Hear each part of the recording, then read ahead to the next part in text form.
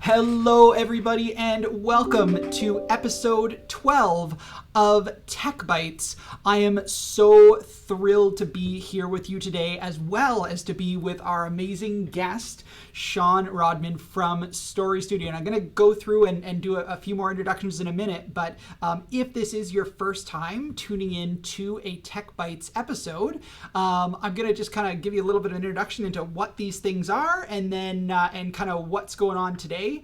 And awesome. Perfect, and thank you so much to Flight Wizard for noting that I hadn't clicked update on that title. Anyways, so today's episode is part of our Tech Bite series, which is being presented by HighTechU, which is an initiative of the Faculty of Engineering at the University of Victoria. Today's Tech Bite is kind of a special one. It's one of our first kind of non-traditional tech bites, in that we're looking at tech from a slightly different lens. And so today's tech bite is why science needs storytellers and how to be a good one, which you can tell that our presenter today is someone with a gift for words. And which may come both through the title of our presenters for today, which is Story Studio, as well as this amazing photo that I was able to grab off of his personal website for his career as an author as well. But I'm so pleased to introduce everybody to Shawn Rodman, the executive director of Story Studio, which is based here in beautiful British Columbia, Canada. And as we're going through, if you've got questions for Shawn about the presentation, about his work as an author, or anything in between, please feel free to throw it in the chat. We've got our moderator, Flight Wizard, that's in there to help things out. And so without further ado, I'm going to turn it over to Shawn. Great. Thank you so much for the kind introduction, and for digging up that picture too. I wanted to talk today about science and storytelling, both of which are really close to my own heart. And so what we're going to do today is we're going to go through the importance of stories to all of us, but particularly then why scientists, engineers, people who are interested in the more sort of hard science side of things, why they should care about stories, which might not be intuitively obvious. And then I want to talk a little bit about how to improve your own ability to tell stories. And the best way to kick all of this off is to talk a little bit about my own story and how I came to be involved in all of this. So I'll go back to when I was a kid, and I was raised as the child of two social scientists, two anthropologists. And we spent quite a bit of time in the South Pacific in an island nation called Vanuatu. And it's an archipelago of about 80 islands, fairly close to New Caledonia. It's a beautiful, beautiful place. And when I was there growing up, I learned a lot of things about Vanuatu, about myself. It was an amazing, transformative experience. One of the things that really became apparent to me was a love of reading and a love of books. That when I was there, we were living in a village on the side of a volcanic slope, and no movies, no TV, one radio station. My parents had brought in a big box, a crate of books, and that's where I really fell in love with stories, with the idea of stories, of being a storyteller. That was a transformative moment for me in understanding how important stories can be to people, both in terms of me being able to escape from my everyday reality, but also to be able to share and communicate across cultures and across boundaries. That's where I really became transfixed, I guess, by the idea of stories.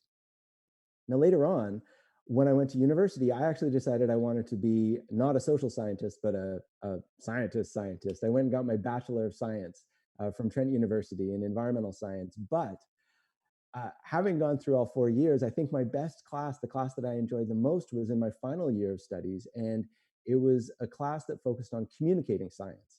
And so how to take the results of your research and communicate it to a general audience and communicate it to others.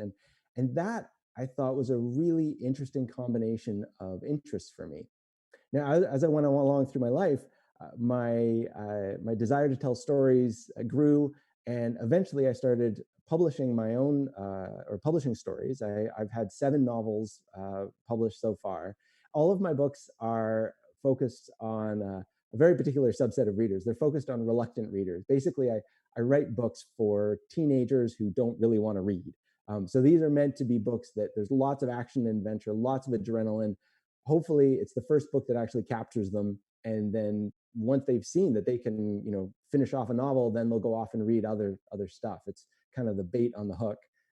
But the books are super fun to write, and when I started writing those about 10 years ago, I started getting invited into schools. And I quickly realized that despite having taken classes in communications and these other things, that I really didn't know what I was doing when it came to talking about storytelling, especially with kids, or talking about writing. And so I looked around for an organization that could help me out, and I found Story Studio. And Story Studio is a nonprofit that's been running for almost 10 years here in Victoria. And when I came on, I came on as a volunteer, and then a board member, and now I'm the executive director. But Story Studio has helped me to learn a lot and to do a lot of thinking around the nature of stories and why they're important to us. Story Studio primarily focuses on youth, so kindergarten to grade 8, with some overlap into high school. And we run programs and workshops that are designed to inspire, educate, and empower youth around storytelling, making them into story makers, informing them and empowering them to create their own stories.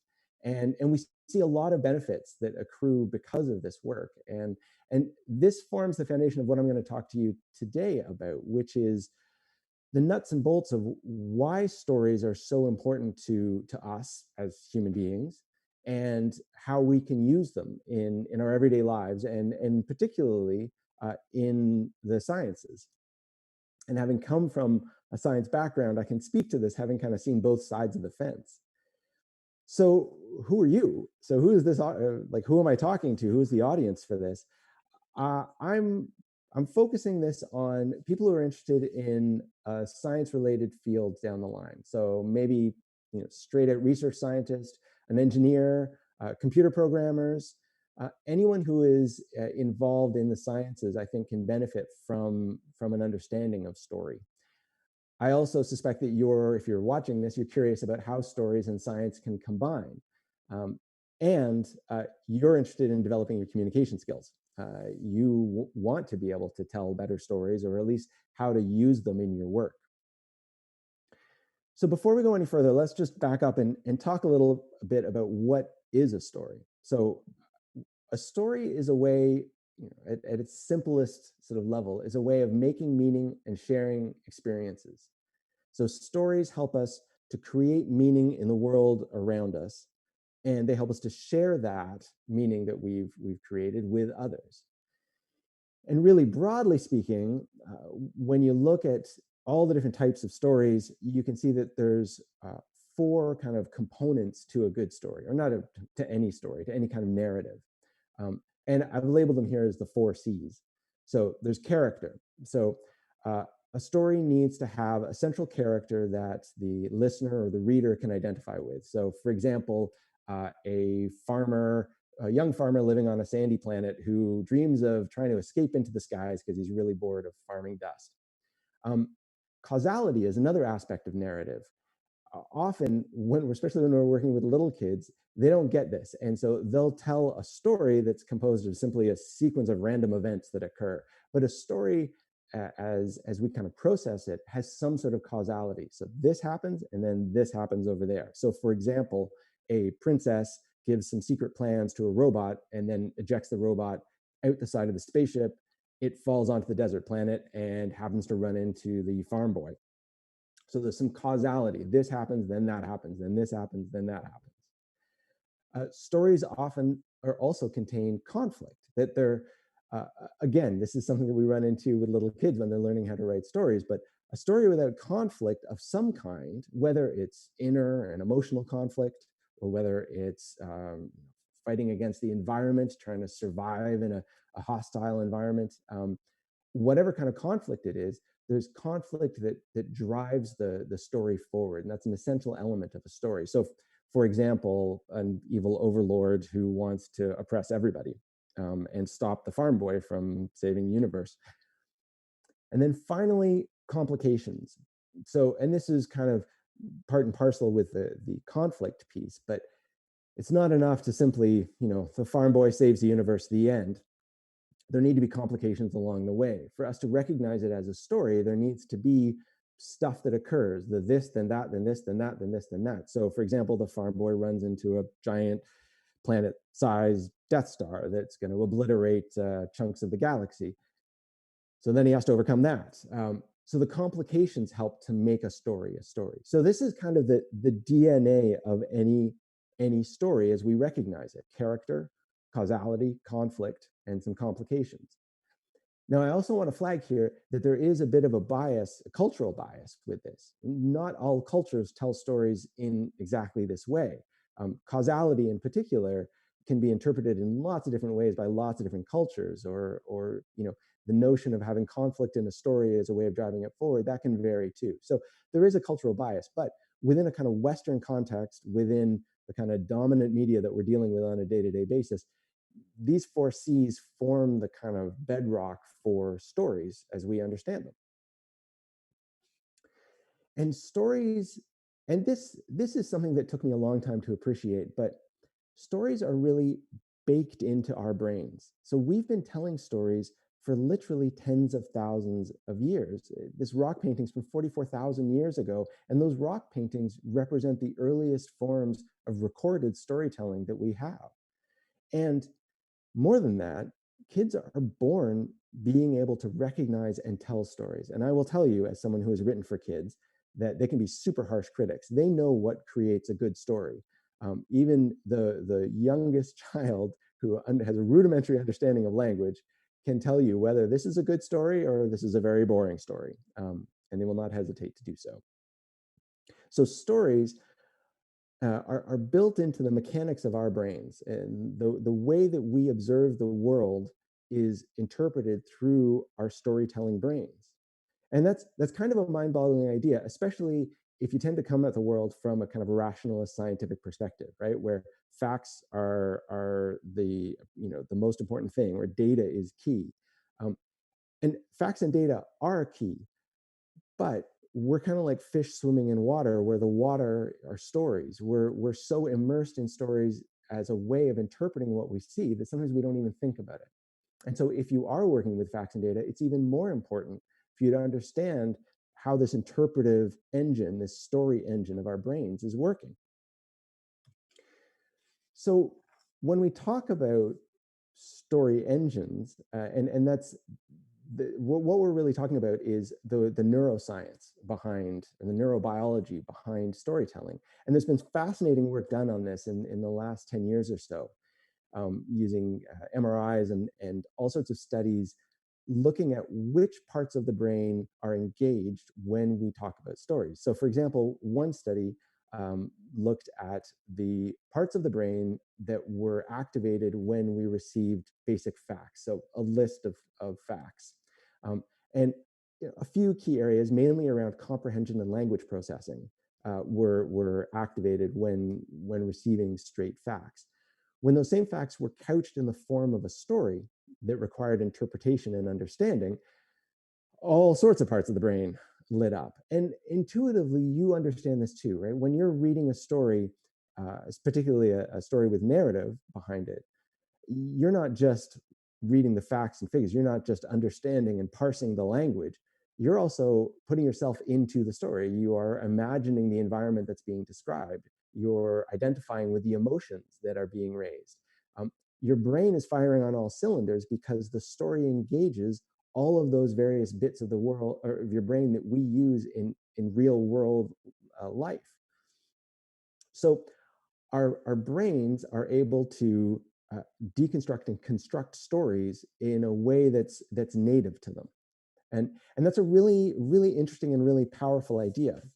Um, because stories then can help us to understand and retain facts about the world. So there's some really interesting, again, research studies that have been done around this, and psychological studies. And when I've referenced one of them here. One example of this, of a study that was done around comprehension, was with subjects who were given two different types of texts to read. So one was a story. So it had all of those things that we talked about earlier on. It had causality, it had characters. And the other one was of information. It wasn't just sort of random facts put together, but it was much more expository. It was just a data dump, essentially. And so the subjects, as they read each sentence, had to hit the space bar on their computer. And at the end of it, the researchers were able to look at how fast the subjects were moving through each pile of information, whether it's the story or the data dump.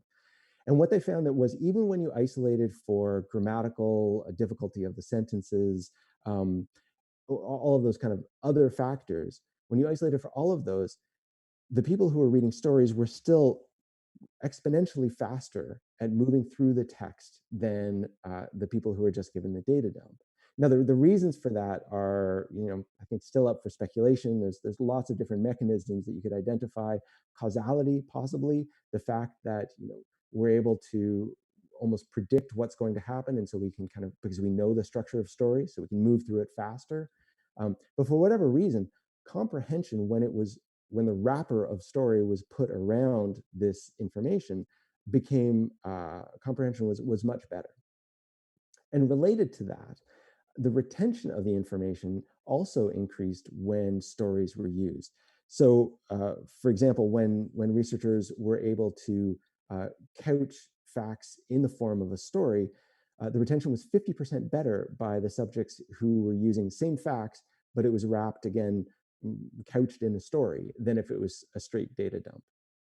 So objectively, stories are a really useful tool for delivering information that, again, because our brains are these story engines, because our biology, our neurobiology is designed to understand natively stories, we can use that as a tool when we're trying to communicate with people, when we're trying to get them to understand complicated ideas, or we're trying to get them to remember what we're telling them. And so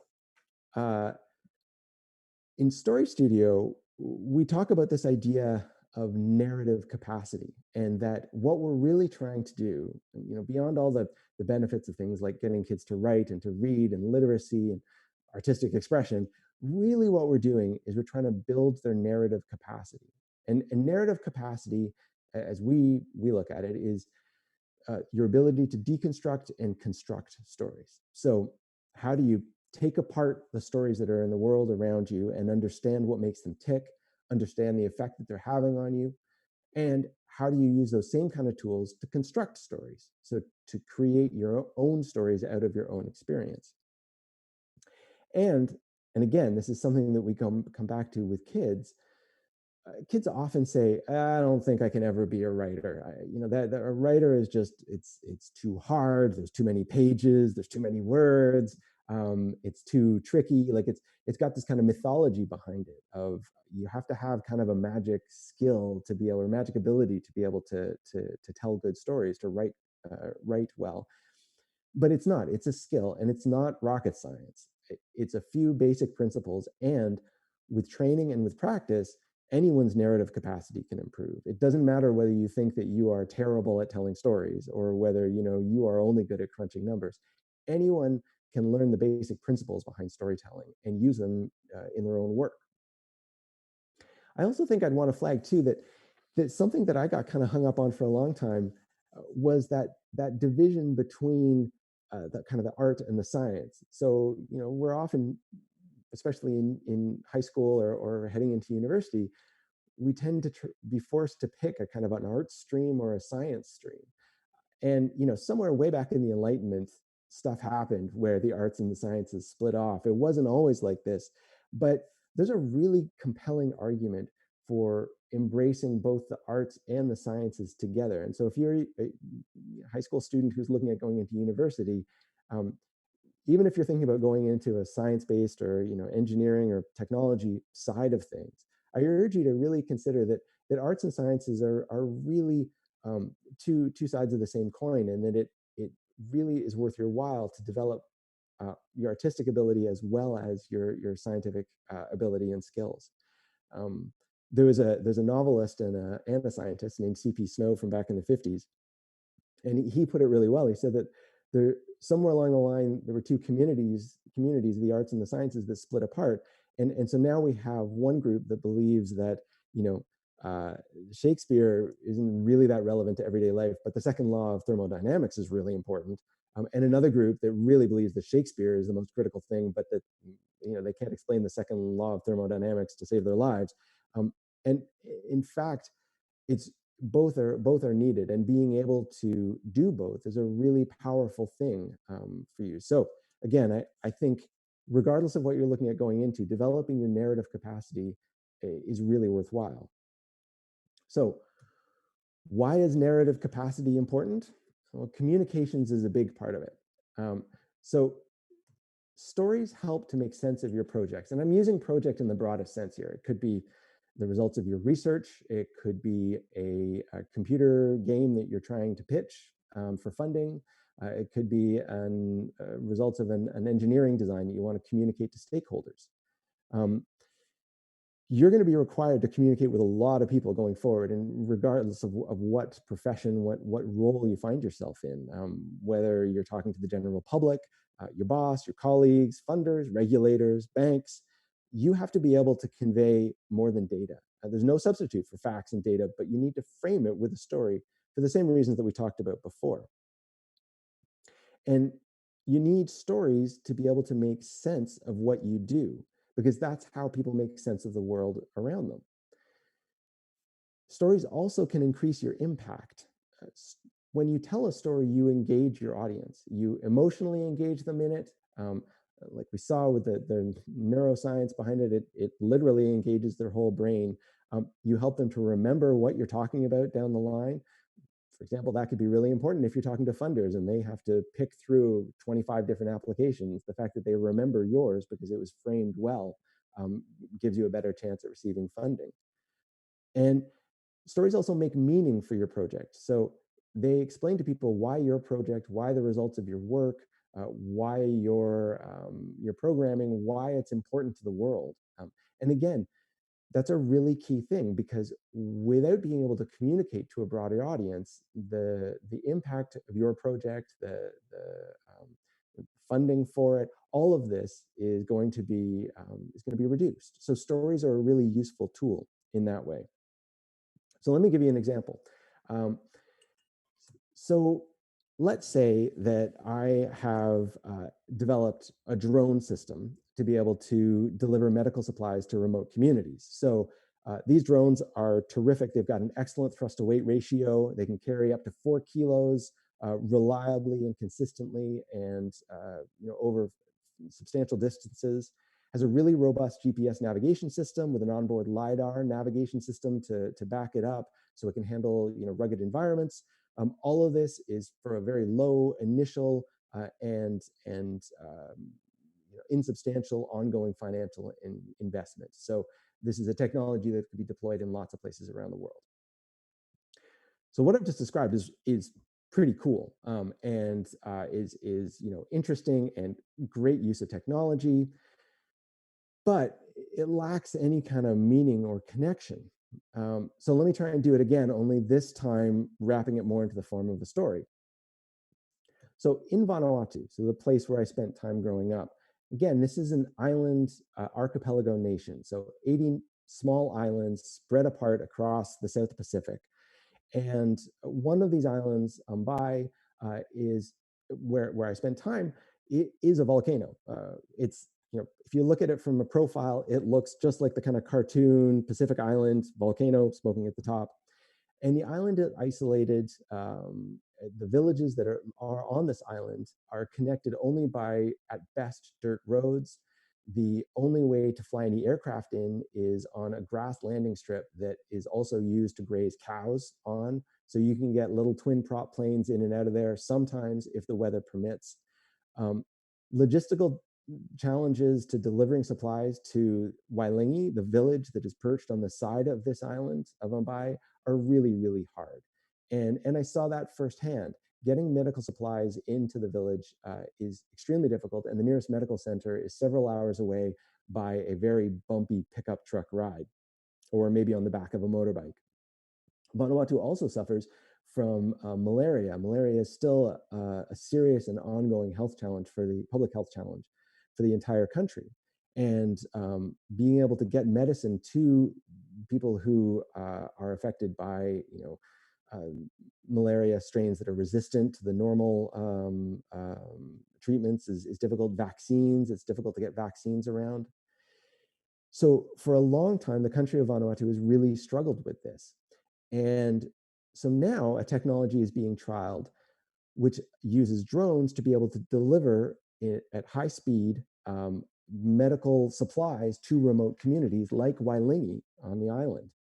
And so the quadcopter allows, it can carry a payload of enough vaccines for a village or other urgent medical needs, and even a healthcare worker on an island who has communications access through satellite, they can send a message saying, we need this in this village now. And within 2 hours, they can have the quadcopter delivering the supplies that are needed.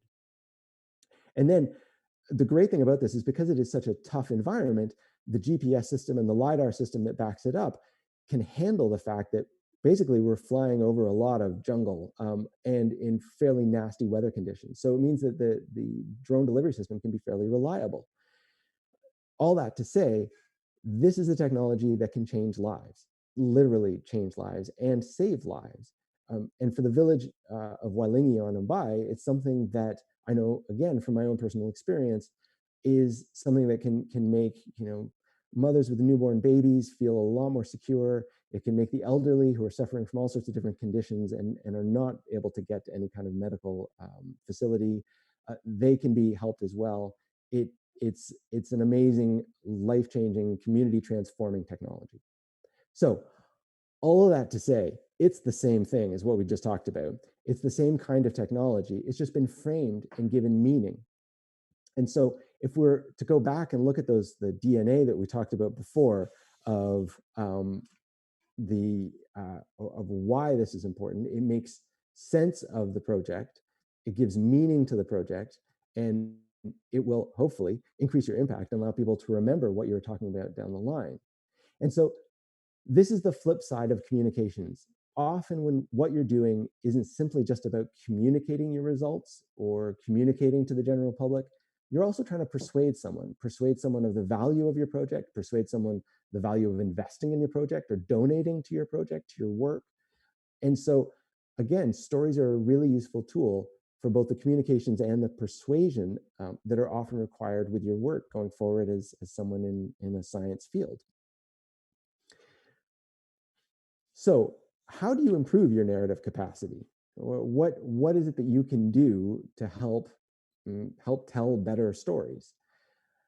So the basic elements of narrative, those 4 C's that we talked about, are really the cornerstone of the whole thing. You need to look in whatever work you're doing and whatever kind of information you're trying to relay, you need to look for the character. Now, often that means putting yourself into the story, right? And being personal, again, helps with that emotional engagement. It doesn't mean that you can be totally subjective and totally biased about your work. If you're working in the sciences, you need to apply a rationalist kind of perspective, and you need to, objectivity is really important. But it doesn't mean that you eliminate yourself from the whole thing. You put yourself, if nothing else, as the researcher into the story. Other characters are the people who are affected by your work, whether that's a specific part of society or whether it's very specific segment of society.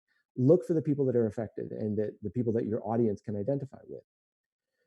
Causality. Look for ways in which your story makes sense. And often, when you think about scientific papers, when you're talking about your thesis and your method and your discussion, your conclusion, there is a narrative arc to that. There is causality to that.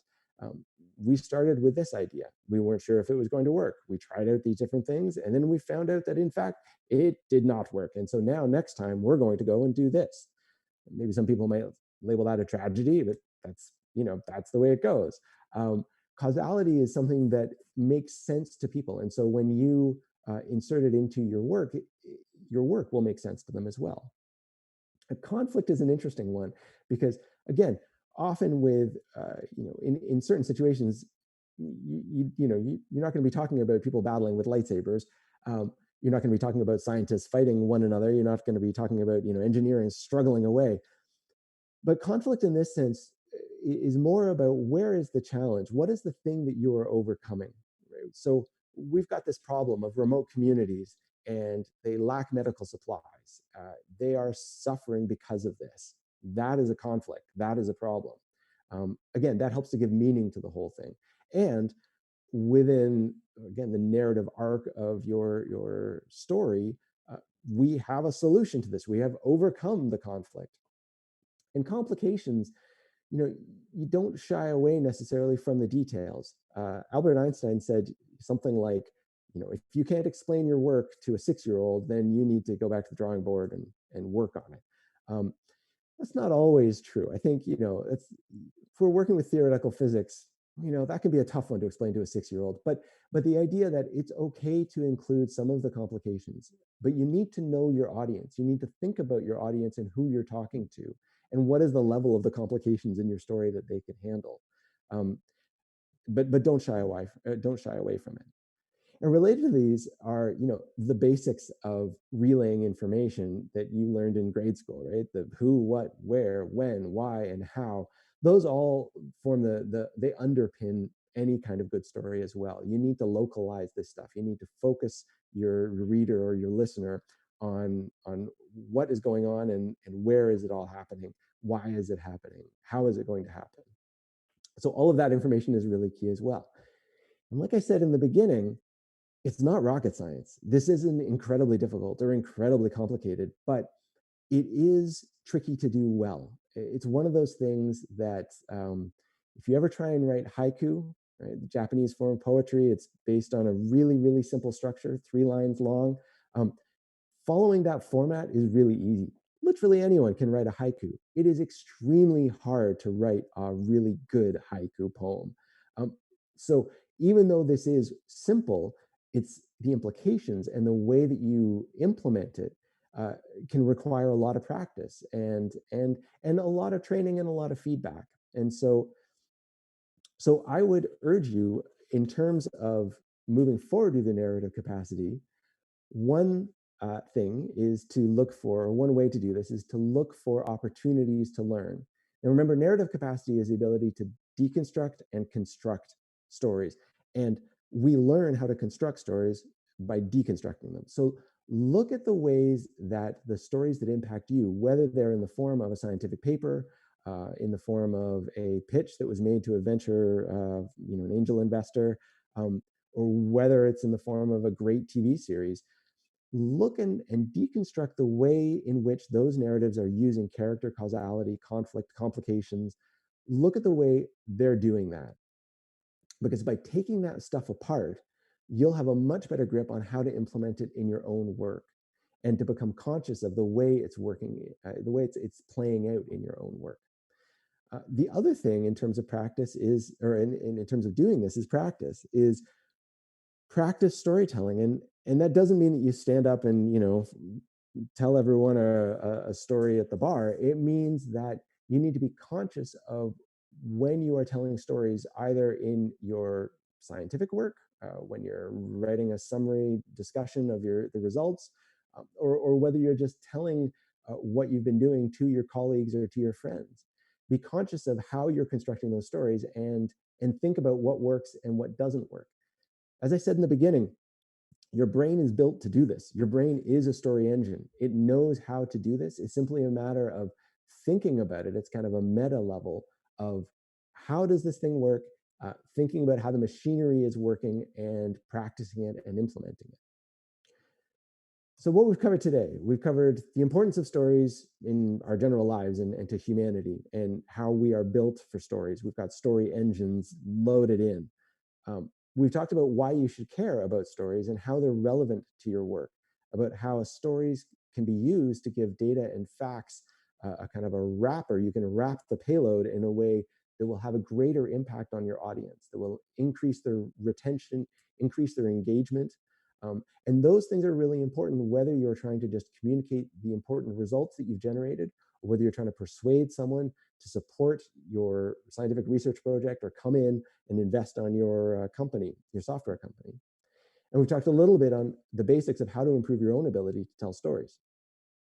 I would urge you to, Story Studio, primarily we focus again on working with youth around telling stories, but we're always happy to help out anyone who is interested in talking about stories and wants to become a better storyteller. So reach out to us, and you can email us at info@storystudio.ca if you're looking for more resources and support. And keep an eye on our website at storystudio.ca to learn more about storytelling and how to become better at it.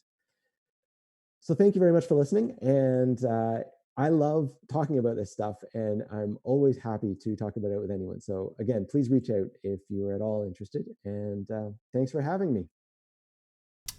Awesome, thanks, Sean. I'm gonna like try and do a very smooth, not smooth transition of the video, so we can both be side by side. Let's see if I can do this.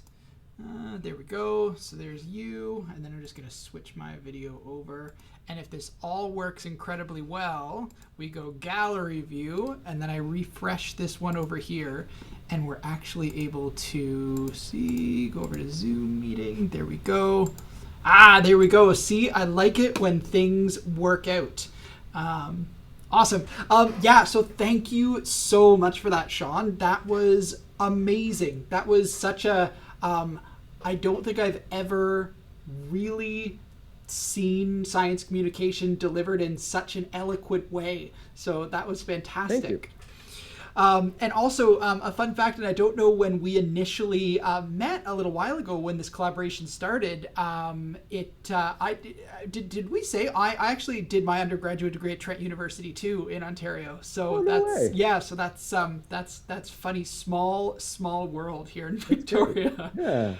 And I think this piece about communication also speaks to really the way that that we ended up getting connected, which was just a little bit of not incredibly formal communication, but just really capitalizing on the ability to try and tell your story and to collaborate in order to do that. And so I think just even a small little piece of great like wisdom there is, never be afraid to communicate, never be afraid to reach out, never be afraid to share your story, because you never know the kind of amazing collaborations that are going to happen.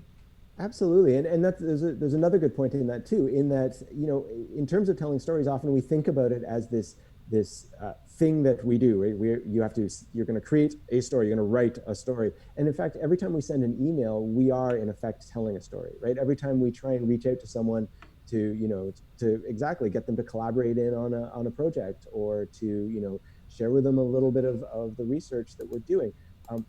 It's all, the logic of stories applies to all forms of communication. It's really, in some ways, story is a bit of baggage. I was talking to someone else at UVic about this, a professor over in the education department, and how storytelling, it immediately conjures up this vision of someone who's standing in front of a crowd of people and, telling a story, right? And in fact, it's something that we do every single moment of every single day when we communicate with anyone. And so understanding that kind of the logic and the guts and machinery of stories and how they resonate with us, it applies to every form of communication that we do. Like I said, we're fish swimming in this kind of sea of stories, right? It's so native, we don't think about it. And once you start to think about it, then you can only improve with your building narrative capacity. Absolutely. And I think like that piece of recognizing that you are and that we are inherent storytellers and they're such an important part of everything that we do. And I love that sort of that example of whether you're talking about the research that you're doing or you're pitching your new business idea to an investor, like you really need to understand the story and be able to communicate that in a way that's going to hook that investor or the audience for your paper. So I just think it's so on point, and I hopefully it starts to kind of. I mean, the whole reason we're doing this collaboration, right, is to, well, in many ways, because Story Studio is doing some great work, and we wanted to highlight that, but also because it's such an interconnected world of technology and communication and STEM, STEAM, all the rest of these things that. Absolutely. And yeah, I mean, the STEM, STEAM thing, like, again, like I said, often I think students today get split into this kind of arts or science camp. And I know I certainly was, when I was growing up. And, the fact that, no, you really need, just as, I think any artist who is a professional artist needs to have a solid understanding of the scientific method, right? They need to understand, just as a kind of a basic underpinning of the way the world works. And by the same token, the scientist needs to understand how stories work and how that, those mechanics work. So yeah, it's all combined. Awesome. So again, Shawn, if folks are interested in learning a little bit more about the work that Story Studio does, where can they go to check that out? Yeah, so check out our website at storystudio.ca, or you can email us directly at info@storystudio.ca, and we're on Facebook and Instagram and Twitter as well. So you can find us any of those places. Awesome. And I just want to say again, Shawn, I'm so excited. This is for those of you that are on the stream or are checking this out later, this is one of these great, not a casualty of the COVID-19 crisis, but actually a huge benefit is this amazing start to this collaboration. And Shawn, I'm so excited to be able to continue working with you to sort of bridge the gap and tear down the walls between these different I guess fields of study and to try and show the next generation that they, if they can work outside those silos, they can do some really, really amazing things. Yeah, absolutely. I'm looking forward to it. Awesome. So I'm just gonna jump over to a different slide for right now, Shawn. But you're welcome to kind of stick around for a minute, and we can connect afterwards. But if you are just sort of jumping on the end of the stream today, what you have just sort of seen the end of is a great presentation by Shawn Rodman of Story Studio on why science needs storytellers. We're going to be uploading this stream directly to our YouTube channel. If you just search HighTechU, or actually you'll be able to search Story Studio as well, because it'll have a tag and you can check it out there. It's also obviously here on Twitch, and there's some more exciting things that we're going to be doing with the Tech Bytes series, so definitely worth checking out. And if you enjoyed any of the stuff that you saw today, you can check out our Tech Bytes series. We have all the episodes up on YouTube, as well as our Q&A Corner series, which is another piece to the online world puzzle that HighTechU has. Sort of interviews that we do with industry experts and sort of Q&A, our answer to Reddit's Ask Me Anything. So with that said, if you are interested and you want to stay in touch and in tune with all the stuff that's going on, both related to the work that we're doing with Story Studio, the different Tech Bytes episode, please follow us here on Twitch, subscribe to our channel on YouTube, and visit us over at HighTechU.ca, and of course please check out Story Studio. They are at storystudio.ca. It's an amazing organization, another one of these great nonprofits based here in Victoria, British Columbia, doing some great work. Today we were so lucky to have with us our guest Shawn Rodman, the executive director of Story Studio, and on behalf of HighTechU, Shawn, again, thank you so much for everything that you've done to make today possible, and to all of our sponsors and supporters and our members and community champions that are out there. Thank you so much for tuning in. If you tuned in live, thank you so much for checking us out later if you're tuning in, and please stay tuned for some really great future collaborations between Story Studio and HighTechU. Have a great rest of your day, everybody. And we are so excited that things are starting to open up again. And we look forward to seeing you soon. Stay healthy and stay safe.